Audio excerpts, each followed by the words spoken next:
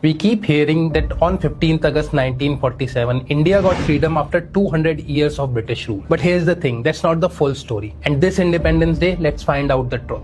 By 1761, the Maratha Empire had redrawn the map of Bharat. Though the Third Battle of Panipat was a great setback, they had still managed to stop Ahmad Shah Abdali in his tracks. From 1761 to 1771, the Marathas not only bounced back, they reclaimed most of the subcontinent. The so-called Mughal emperor in Delhi, by then, he was just a name. That's why there was a famous saying at that time, Sultanate-Shah Alam, Aaj Delhi Tapalam.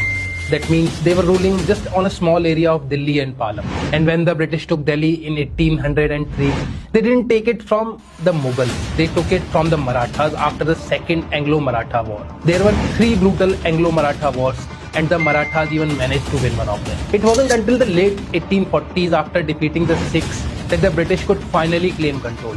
And also, the now forgotten but once integral part of India, the Sindh province, fell only in 1847. So when we do the maths, from Plassey in 1757 to true control in 1847, that's 90 years of fighting to conquer India.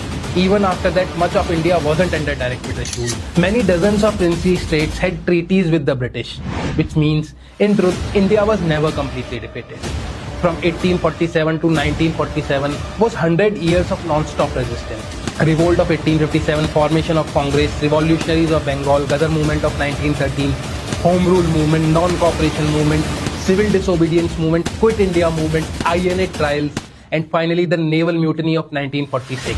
The resistance never stopped. So it's time we learn we weren't just slaves for 200 years, we were fighters for 200 years. And in fact, for thousands of years, our people never stopped fighting. This Independence Day, remember, we weren't just handed freedom, we wrestled it back, inch by inch, generation after generation. And let's vow to keep protecting it with the same spirit. Jai Hind, Jai Bharat.